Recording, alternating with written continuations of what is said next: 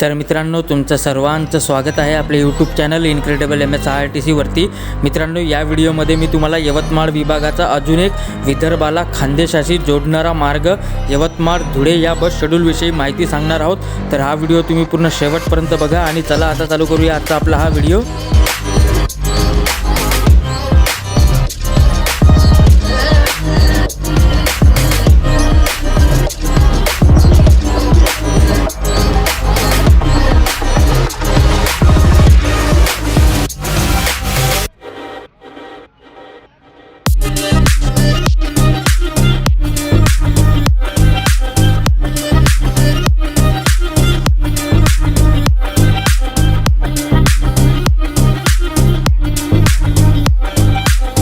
तर मित्रांनो, यवतमाळ धुळे हा बस शेड्यूल सुद्धा दारवा आगार यवतमाळ विभाग ऑपरेट करते आणि यवतमाळवरून धुळेला जायला सध्या हा एकमात्र बस शेड्यूल आहे जो चालू आहे।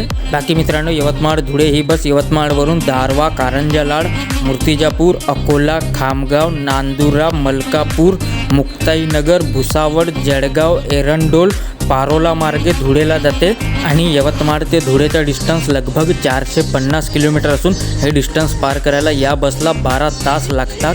बाकी यवतमाळ ते धुळेचे फुल तिकीट 755 रुपये आहे आणि हाफ तिकीट 378 रुपये आहे। बाकी मित्रांनो, इतर ठिकाणचं तिकीट दर जे आहे ते तर मी आत्ताच रिसेंटली रिलीज केलेल्या यवतमाळ जळगाव या बस शेड्यूलच्या व्हिडिओमध्ये सांगितलेलं आहे।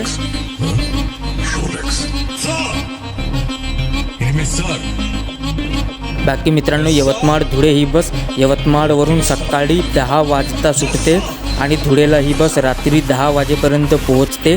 तसेच धुळेवरून ही बस सकाळी 7:45 ते 7:50च्या दरम्यान सुटते आणि यवतमाळला ही बस संध्याकाळी 7:45 वाजेपर्यंत पोहोचते।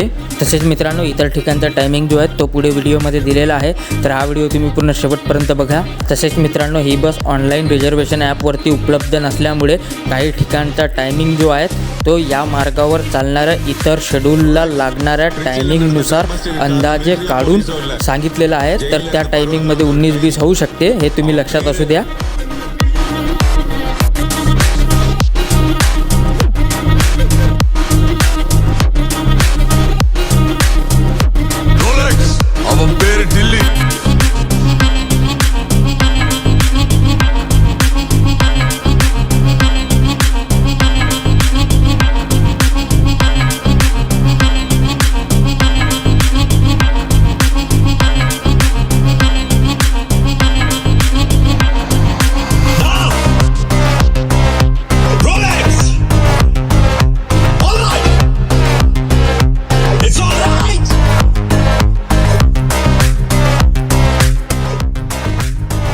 तर बस मित्रांनो, या व्हिडिओमध्ये बस एवढंच। हा व्हिडिओ आवडला असेल तर लाईक करा, शेअर करा आणि आपल्या चॅनलवरती पहिल्यांदा आले असाल तर आपल्या चॅनलला सबस्क्राईब करायला विसरू नका।